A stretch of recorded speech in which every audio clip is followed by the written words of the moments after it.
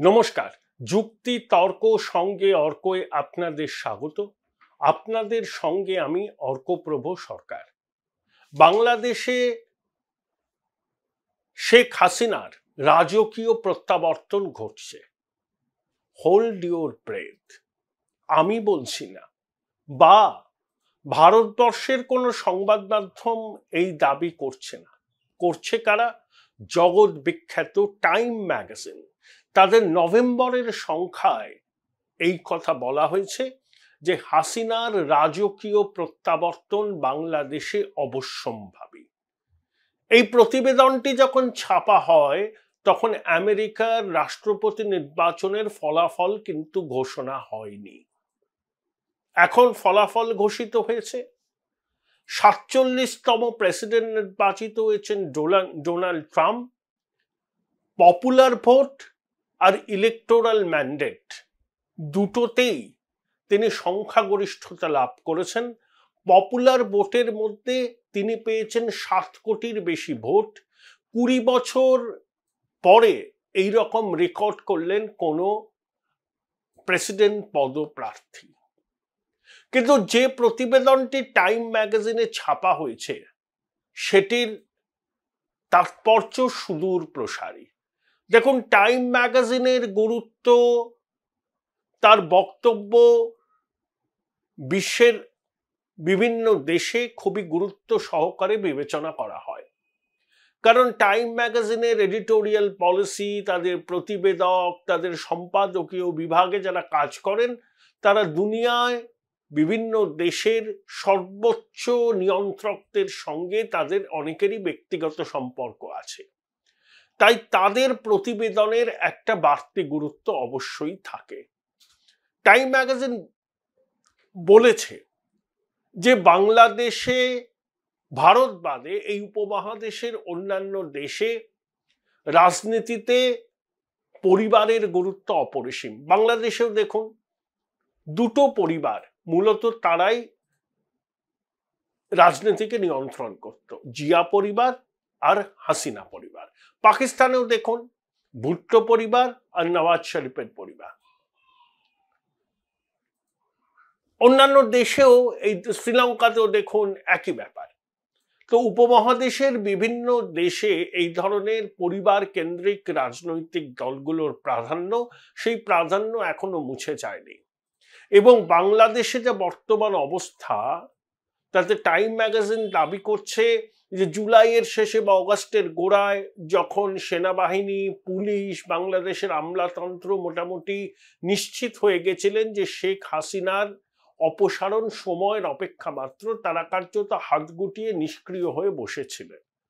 কিন্তু তারপর 3 মাস অতিক্রান্ত হতে চলল, বাংলাদেশের পরিস্থিতির এখন বলতে পারেন র্যাডিক্যাল চেঞ্জ হয়েছে।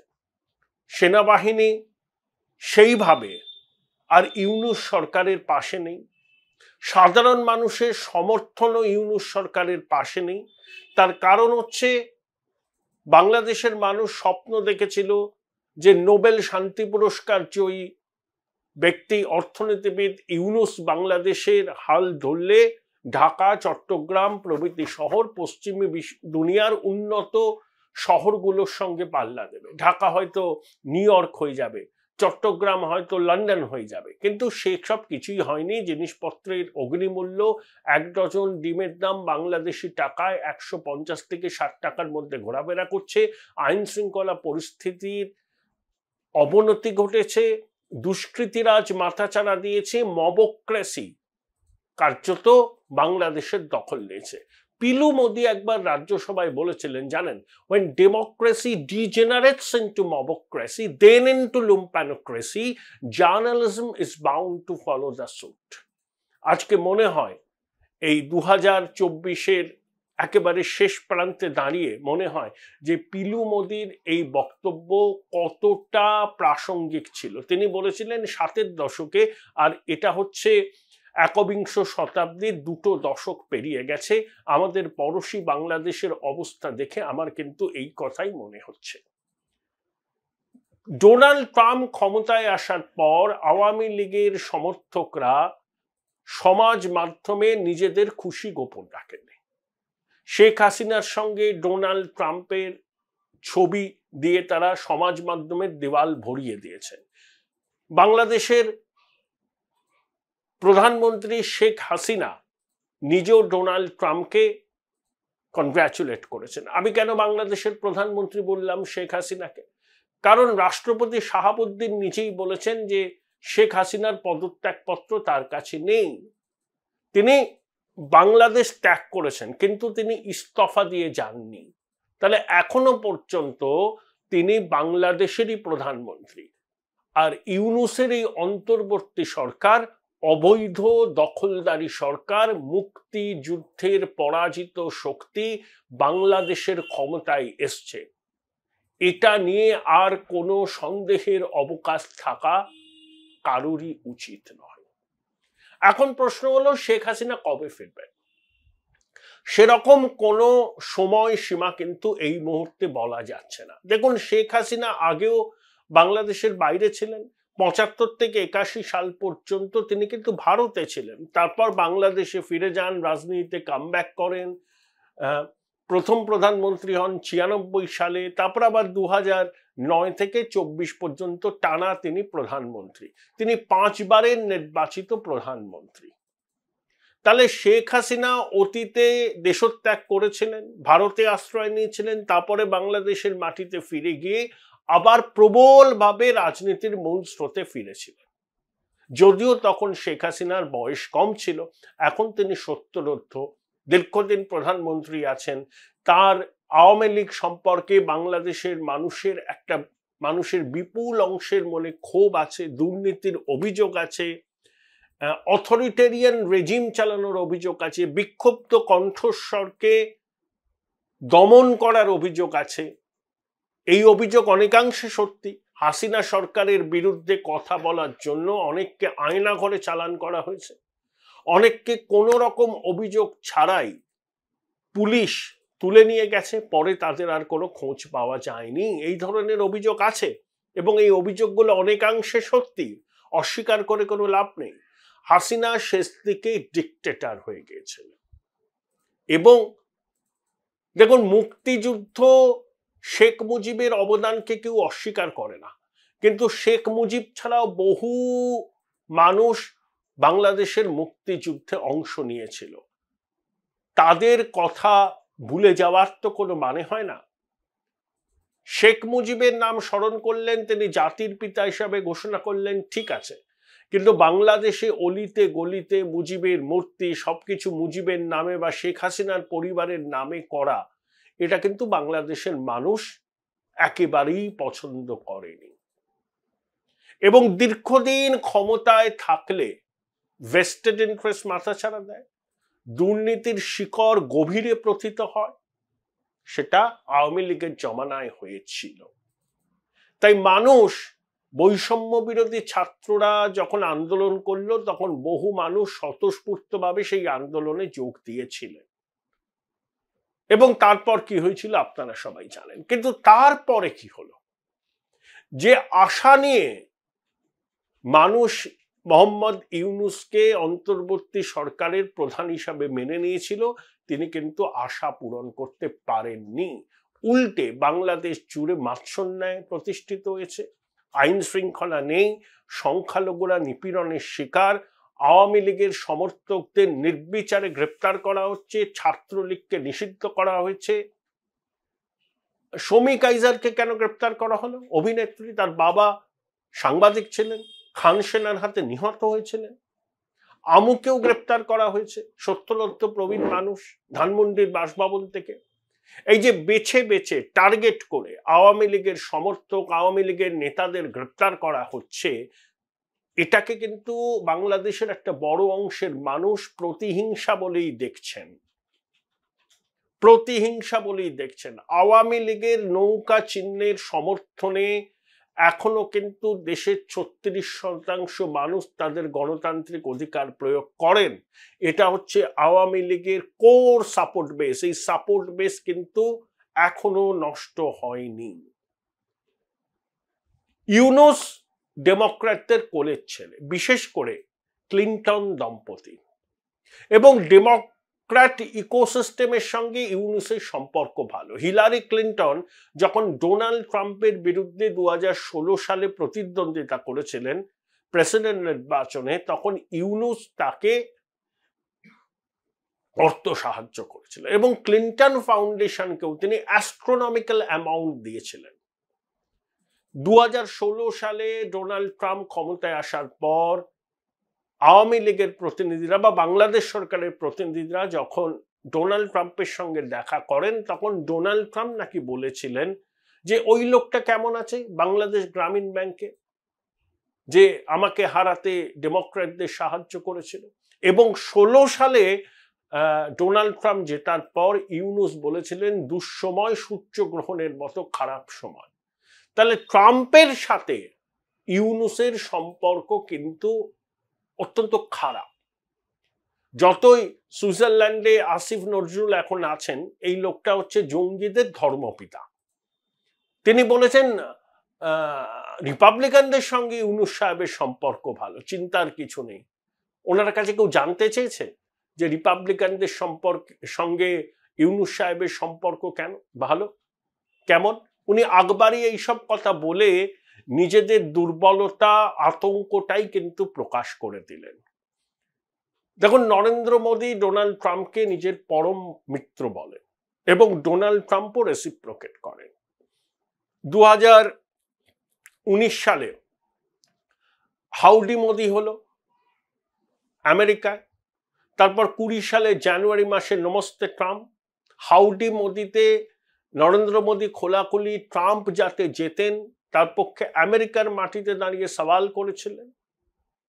অর্থাৎ দুজনের ব্যক্তিগত রসায়ন অত্যন্ত মধুর এবং ব্যক্তিগত সম্পর্কের রসায়ন দুদেশের সম্পর্ককে অনেকটাই নিয়ন্ত্রণ করে।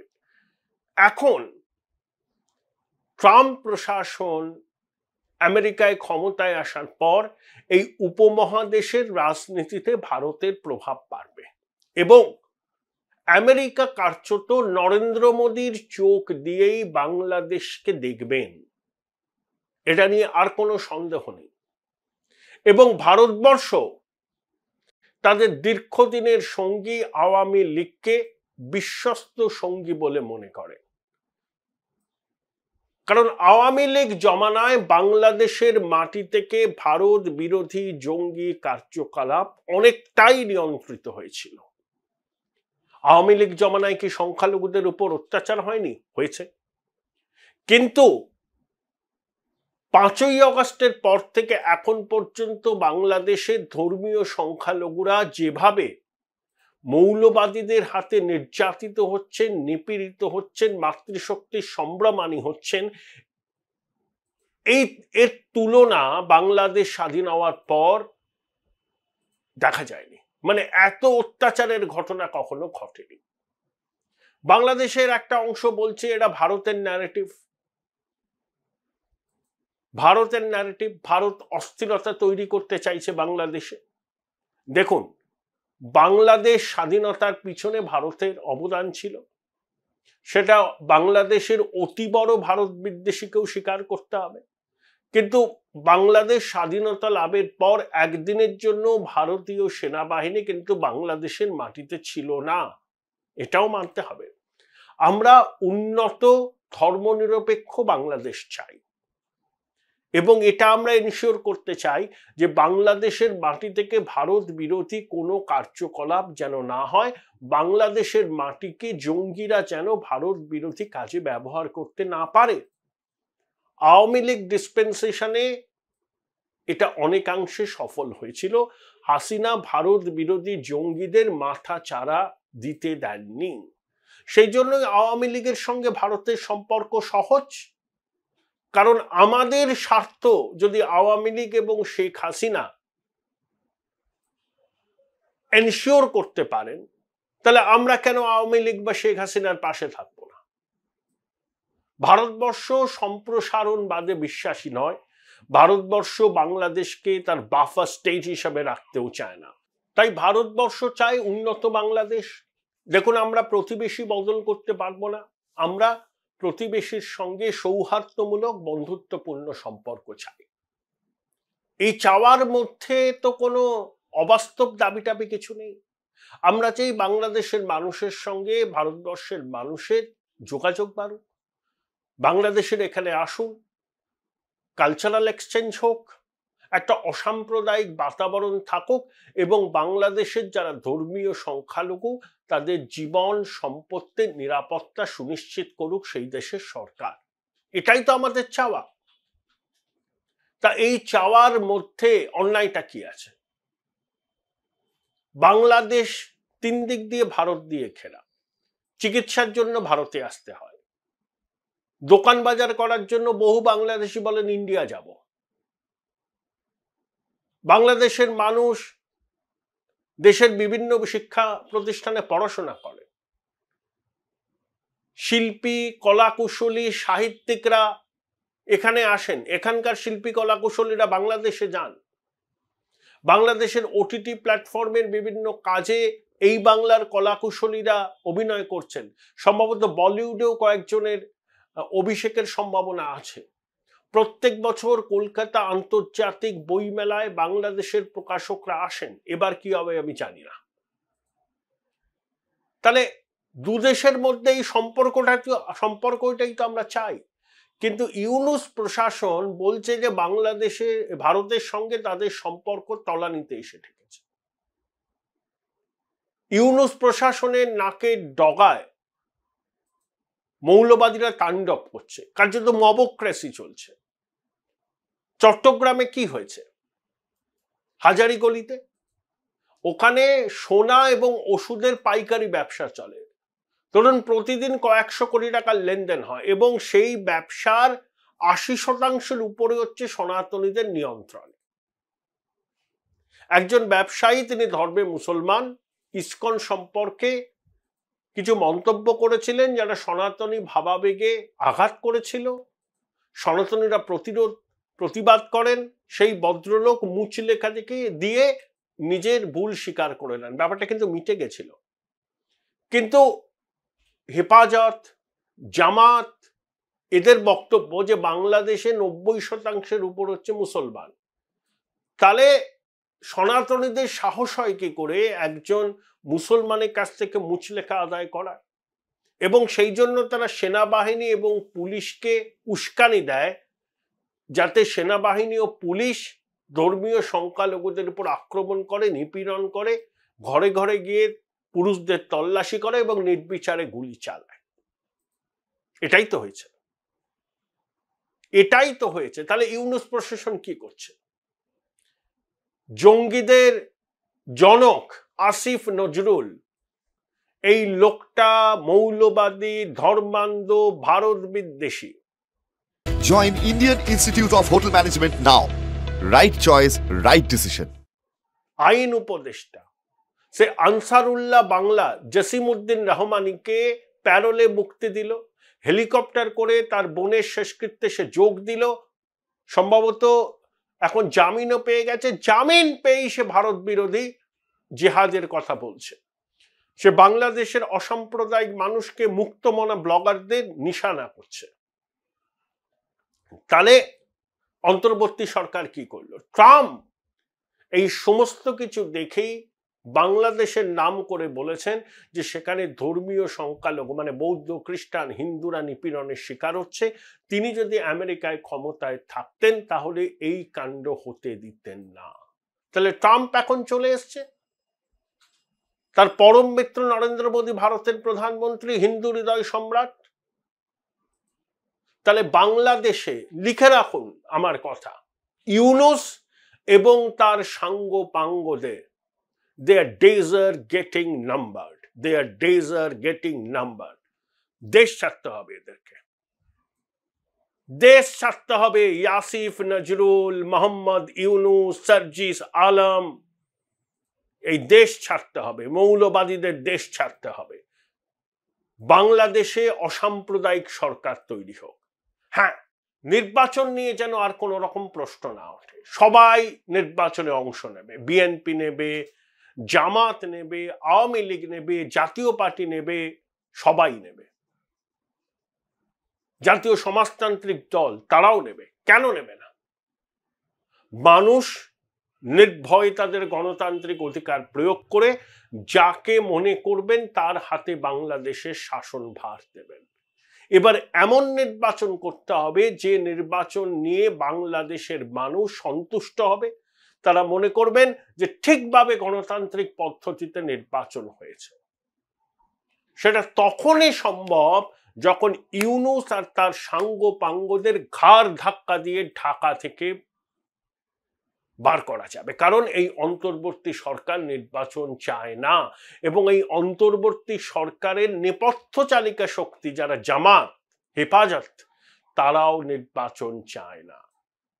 কারণ জামাত সুকৌশলে সরকারের বিভিন্ন গুরুত্বপূর্ণ পদে, সচিব পদে নিজেদের লোককে বসিয়েছে। বায়তুল মোকারমে, মানে ওরা বাংলাদেশের জাতীয় মসজিদ, যিনি খতিব হয়েছেন, মানে গ্র্যান্ড মুফতি খতিব, তিনি জামাতের লোক। সেনাবাহিনীতে, জুডিশিয়ারিতে জামাতের মতাদর্শের লোকজনের অনুপ্রবেশ ঘটেছে। জামাত নির্বাচন চায় না, তারা চায় অন্তর্বর্তী সরকার দীর্ঘস্থায়ী হোক, এই সুযোগে তারা ঘর গুছিয়ে নেবে। বিএনপির সঙ্গে জামাতের সম্পর্ক অত্যন্ত খারাপ, জামাত নতুন সঙ্গী খুঁজছে। এই ছাত্ররা যদি কোনো রাজনৈতিক দল তৈরি করে তাহলে জামাতের সঙ্গে তাদের কিন্তু সমঝোতা হবে, বিএনপির সঙ্গে জামাতের সমঝোতা হবে না। এই কাজটা করতে গেলে জামাতের সময়ের প্রয়োজন, এবং তার জন্য তারা অন্তর্বর্তী সরকারের প্রধান হিসাবে ইউনূসকে টিকিয়ে রাখতে চায়।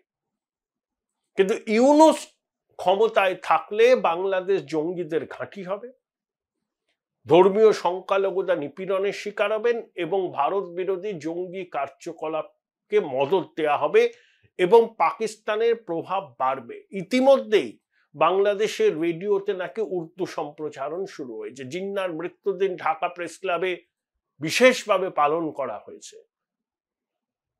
রাওয়ালপিন্ডি, ইসলামাবাদ, করাচি প্রভৃতি শহরে বাংলাদেশিরা গেলে ভিসা অন অ্যারাইভাল হবে। পাকিস্তানের বিভিন্ন শিক্ষা প্রতিষ্ঠানে বাংলাদেশের ছাত্ররা পড়তে গেলে স্কলারশিপ দেয়া হবে, এবং পাকিস্তান থেকে সেকেন্ড হ্যান্ড অস্ত্রশস্ত্র কিনছে বাংলাদেশ। তাহলে পাকিস্তান ইত্যাদির ঘাঁটি হবে। বাংলাদেশের স্লোগান উঠেছে, আমরা সবাই তালিবান, বাংলা হবে আফগানিস্তান। তাহলে মৌলবাদী ইসলামের চাষাবাদ ভালোভাবে হবে, মেয়েদের স্বাধীনতা নষ্ট হবে। যে মেহেজাবিন চৌধুরী, বাংলাদেশের জনপ্রিয় অভিনেত্রী, তিনি চট্টগ্রামে একটা শোরুম উদ্বোধন করার কথা ছিল, করতে পারলেন না। তৌহিদি জনতা, এরা হচ্ছে রাডিকাল ইসলামের পন্থী। তারা মেয়েদের পর্দার আড়ালে থাকাটাই শ্রেয় মনে করে। মেয়েরা যে অর্ধেক আকাশ, ছেলেদের সঙ্গে কাঁধে কাঁধ মিলিয়ে সমাজ, রাষ্ট্র, বিজ্ঞান, চাকরি বাকরি সব ক্ষেত্রে তারা এগিয়ে যাবে, পাশে পাশে থাকবে, এটা কিন্তু তারা চায় না। শুনেছেন আফগানিস্তানে কি হয়েছে? মেয়েরা প্রকাশ্য স্থানে কথা বলতে পারবে না, ধর্মগ্রন্থ পাঠও প্রকাশ্যে করতে পারবে না। আর বহু বহু বহু ফতোয়া তো জারি করা আছে। বাংলাদেশের মহিলারা এখনো অনেকে স্বাধীনভাবে কাজকর্ম করতে পারেন, কিন্তু এই জামাত, এই হেফাজত, এরা যদি আর কিছুদিন বাংলাদেশের ক্ষমতা নিয়ন্ত্রণ করেন তাহলে বাংলাদেশের মহিলাদের অবস্থাও কিন্তু আফগানিস্তানের মতো হতে পারে। কারণ তারা ইসলামিক শাসন চায়, ক্যালিফেট চায়, যেটা আফগানিস্তানে আছে। তাহলে বুঝতে পারছেন কি পরিস্থিতি হতে পারে এই অন্তর্বর্তী সরকার ইউনূসের নেতৃত্বে ক্ষমতায় থাকলে বাংলাদেশে। ডেমোক্র্যাটরা ক্ষমতায় থাকলে পরে ইউনূসের সুবিধা হতো। যদিও বাইডেন জমানায় যারা ক্লিন্টন জমানার অনুগামী ছিলেন, যারা বিভিন্ন গুরুত্বপূর্ণ পোর্টফোলিও ছিলেন, কমলারে যদি জিততেন তার অফিসারদের তিনি পরিবর্তন করতেন, তিনি বাইডেনকে অন্ধভাবে অনুসরণ করতেন না। কিন্তু ইউনূস যেহেতু ডেমোক্র্যাটদের খুব পছন্দের লোক, তার একটা সুবিধা থাকতো। কিন্তু ট্রাম্প ক্ষমতায় আসায় ইউনূস কিন্তু প্রচন্ড বেকায়দায়। এরা বাংলাদেশের মানুষ বুঝতে পারছেন। অন্তর্বর্তী সরকারের উপদেষ্টা বুঝতে পারছেন, ওই ছাত্রগুলো বুঝতে পারছেন, কিন্তু তাও তাদের সম্বিত ফেরেনি। ভারত বিরোধী জেহাদ চলছে। কিছুদিন আগে এরা ভারতীয় পণ্য বয়কটের ডাক দিয়েছিলেন, আবার বলছেন কেন ভারত আমাদের ভিসা দিচ্ছে না। আরে চিকিৎসার কারণে ভিসা দেওয়া হচ্ছে। বাংলাদেশ হাইকমিশন, ভারতীয় হাইকমিশনের সামনে বিক্ষোভ দেখানো হচ্ছে। তাহলে আমাদের হাইকমিশনে যারা কাজ করেন তাদের জীবনের নিরাপত্তা তো নিশ্চিত করতে হবে। পরিস্থিতি একদম ভালো নয়। স্বয়ং রাষ্ট্রপতি নিজেকে 4 মাসের উপর বঙ্গভবনের কাছে তো বন্দি করে রেখেছেন, ভয় পাচ্ছেন। যেখানে রাষ্ট্রপতির জীবনের নিরাপত্তা নেই, সেখানে আম পাবলিকের কি অবস্থা আপনারা বুঝতেই পারছেন। ইউনূস আর সাঙ্গপাঙ্গরা খুব আশা করেছিলেন যে কমলা হ্যারিস জিতবেন এবং তাদের শাসন বৈধতা পাবে, কিন্তু সেটা হলো না। ডোনাল্ড ট্রাম্প বিপুলভাবে জিতলেন এবং তার পরম মিত্র প্রধানমন্ত্রী নরেন্দ্র মোদীকে তিনি কিন্তু এই বাংলাদেশে আমেরিকার নীতি কি হবে সেটা তার সঙ্গে আলোচনা করেই চূড়ান্ত সিদ্ধান্ত নেবেন ট্রাম্প। এর কোনো অন্যতা হবে না, হতে পারে না। তাই টাইম ম্যাগাজিনের যে নিবন্ধ শেখ হাসিনার রাজকীয় প্রত্যাবর্তন হচ্ছে, এটাকে উপযুক্ত গুরুত্ব দিয়ে ভাবা উচিত। কবে হচ্ছে, কিভাবে হচ্ছে, সেই প্রশ্নের উত্তর এই মুহূর্তে পাওয়া যাবে না, কিন্তু এইটুকু বলতে পারি ইউনূস এবং তার সঙ্গী সাথীদের এবার কিন্তু সুটকেস গোছানোর সময় হয়ে গেছে। বাংলাদেশে নির্বাচন হবে, এই নির্বাচন নিয়ে কেউ যেন কোনো প্রশ্ন তুলতে না পারে সেটাকে এনশিওর করতে হবে। আওয়ামী লীগকে নিষিদ্ধ করার যদি কোনো ধরনের চক্রান্ত হয় সেটাও কিন্তু পরিবর্তিত পরিস্থিতিতে মেনে নেওয়া হবে না। দেখবেন ছাত্রলীগকে নিষিদ্ধ করা হয়েছে, ছাত্রলীগ কিন্তু আবার রাস্তায় নেমেছে। যারা নিজেরা বলে গণতান্ত্রিক তারা নিষিদ্ধ করার রাস্তায় হাঁটছে। আসিফ নজরুল গল্প ভেঁধেছেন ন্যূনতম গণতন্ত্র, উৎকর্ষমূলক গণতন্ত্র। তারা উৎকর্ষমূলক গণতন্ত্রে পৌঁছে তারপরে নির্বাচন করবেন। তার মানে নির্বাচন না করে অবৈধভাবে ক্ষমতায় টিকে থাকার কৌশল। বাংলাদেশের সেনাবাহিনীও বুঝতে পারছে যে ইউনূসের প্রতি যে সমর্থন পশ্চিমী দুনিয়ায় ছিল, বিশেষত আমেরিকার ডেমোক্র্যাটদের, সেটা আর থাকবে না। তাহলে সেনাবাহিনীও তাদের অবস্থান বদল করবে। তাহলে সেনাবাহিনী অবস্থান বদল করলে পরেই এই অন্তর্বর্তী সরকারের কুশীলবরাও বিপদে পড়ে যাবে এবং তাদের 4-5 মাস আগে যে জনসমর্থন ছিল তাদের দিকে সেই জনসমর্থন আর নেই। কারণ ওই বললাম, আইন শৃঙ্খলা পরিস্থিতির বেহাল দশা, জিনিসপত্রের অগ্নি মূল্য, সংখ্যালঘুদের উপর নির্যাতন, সবকিছুই এই অন্তর্বর্তী সরকারের বিরুদ্ধে যাচ্ছে। তারপরে বিদেশি মুদ্রার ভাঁড়ারে টান, কয়লা আমদানি করতে পারছে না। আদানি $850 মিলিয়ন পাবে। ভারত সরকার হয়তো মধ্যস্থতা করে আদানিকে পাওয়ার সাপ্লাই বন্ধ করতে দেবে না, এটা আমার অনুমান, জানি না। ভারত বাংলাদেশের বন্ধু। বাংলাদেশের মাটি থেকে যারা ভারত বিরোধী জিগির তোলেন তাদেরকে বলে রাখি, ভারতবর্ষ বাংলাদেশের শত্রু নয়, বন্ধু। ভারতবর্ষ উন্নত গণতান্ত্রিক বাংলাদেশ চায়, অসাম্প্রদায়িক বাংলাদেশ চায়। বাংলাদেশের 1,60,00,000 ধর্মীয় সংখ্যালঘুর জীবন, সম্পত্তি এবং সম্ভ্রমের নিরাপত্তা চায়। এটাকে বাংলাদেশের সরকারকে এনশিওর করতে হবে। ভারত সবসময় বাংলাদেশের পাশে আছে। এই যে নেপাল থেকে তারা যে বিদ্যুৎ কেনে, এটা তো ভারত সরকারের উদ্যোগে হয়েছে।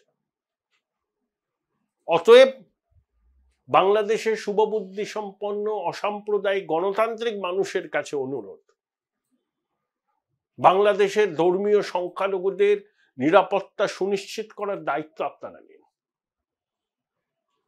বাংলাদেশে গণতান্ত্রিক পরিবেশকে ফিরিয়ে আনুন, এই মবক্রেসি বন্ধ করুন, আর ভারত বিরোধী জঙ্গি জিহাদিদের বিরুদ্ধে আপনারাও পথে নামুন। বাংলাদেশকে কোনো অবস্থাতেই আফগানিস্তানের মতো হতে দেবেন না। এটা বাংলাদেশের মানুষের দায়িত্ব। তারা বাংলাদেশে গণতান্ত্রিক অসাম্প্রদায়িক চেতনাকে টিকিয়ে রাখবেন, নাকি জামাতের যে বিশ্বাস যে শরিয়া পত্তন করার স্বপ্ন তারা দেখেন, সেই স্বপ্নকে সফল হতে দেবেন? একটা জিনিস মনে রাখবেন, এই সরকার অবৈধ, এদের সাংবিধানিক বৈধতা নেই। শেখ হাসিনা পদত্যাগ করেননি, তিনি দেশত্যাগ করেছেন। আর মুখ্য উপদেষ্টা বলে কি কিছু হয় গণপ্রজাতন্ত্রী স্বাধীন বাংলাদেশের? জেনারেল মুশারফ যখন নওয়াজ শরীফকে হটিয়ে ক্ষমতায় এলেন, তিনি তখন বলেছিলেন যে চিফ এক্সিকিউটিভ। তারপরে হলো আগ্রা সামিট, শীর্ষ বৈঠক। তাহলে গণতান্ত্রিক ভারতের প্রধানমন্ত্রী বাজপেয়ীর সঙ্গে বৈঠক করা কি একজন চিফ এক্সিকিউটিভের পক্ষে সম্ভব? প্রোটোকল তো বাধা দেবে। তিনি রাতারাতি নিজেকে অ্যানয়েন্ট করলেন প্রেসিডেন্ট। তাহলে একজন চিফ এক্সিকিউটিভ নিজেকে প্রেসিডেন্ট পদে উন্নীত করে বাজপেয়ীজির সঙ্গে বৈঠকে বসেছিলেন। আর একজন চিফ অ্যাডভাইজার কিভাবে থাইল্যান্ডে বিমস্টেক সম্মেলনের পাশে নরেন্দ্র মোদীর সঙ্গে দ্বিপাক্ষিক বৈঠক করতে চান? বাইডেন তাকে চুম্বন করতে পারেন, ক্লিন্টন দম্পতি তাকে নিয়ে নাচানাচি করতে পারেন। এখানে অর্থের ব্যাপার স্যাপার লুকিয়ে আছে। কিন্তু যশস্বী প্রধানমন্ত্রী নরেন্দ্র মোদী একজন মুখ্য উপদেষ্টার সঙ্গে কি বৈঠক করবেন? এটাই $1 মিলিয়ন কোশ্চেন।